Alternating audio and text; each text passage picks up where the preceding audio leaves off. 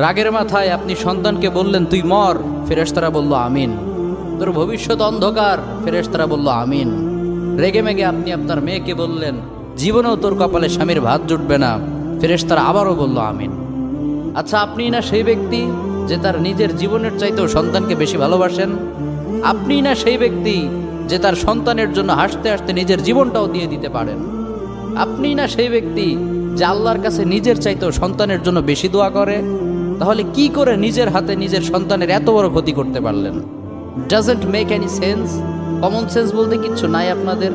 আপনারা কি জানেন না আপনাদের রাগের মাথায় বদদোয়া করাগুলো ফেরেশতারা আমিন বলে? দাওয়াতুল ওয়ালিদ আলা ওয়ালাদি, বাবা মা তার সন্তানের জন্য যেই দোয়া করে সেটা ভালো হোক কিংবা বদদোয়া হোক, আল্লাহ সেটাই কবুল করে নেয়।